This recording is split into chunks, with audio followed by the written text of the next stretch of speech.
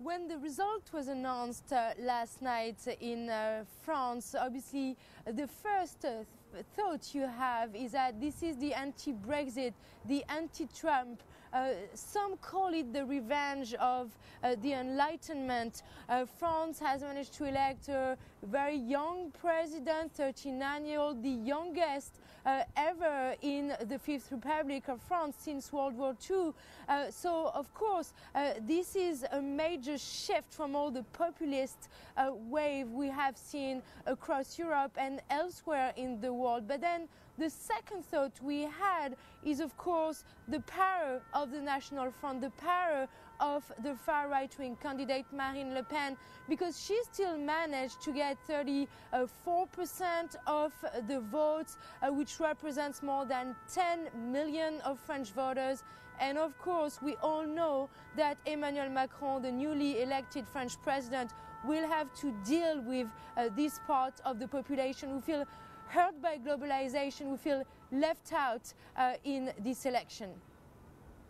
Now, he has to face parliamentary elections in a matter of months here. Just how important could those elections be to his capacity to introduce the types of reforms that he's promised, especially structural reforms of a sclerotic French economy? It's actually going to be in a matter of weeks, because the parliamentary elections in France happen mid-June, in just a bit over a month from now. And because Emmanuel Macron doesn't have any elected officials at the moment in parliament, it's going to be very tricky for him to get this majority he desperately needs in order to push through reforms in France. You know, Emmanuel Macron, 6 months ago, no one saw him as a serious contender in these elections. Just 3 years ago, he was just an advisor at the Élysée Palace, and his movement En Marche is not even a political party. He calls it a movement. So he will have to seek some allies from the right wing and the left wing in order to get this majority. It's not going to be a walk in the park, because obviously the Republicans, even though they called to vote for Emmanuel Macron in the runoff of these presidential elections, the idea behind this was to defeat Marine Le Pen. But of course, they also want to have some seats in parliament in order to be the leaders of the opposition in France. Carolyn, just a minute left.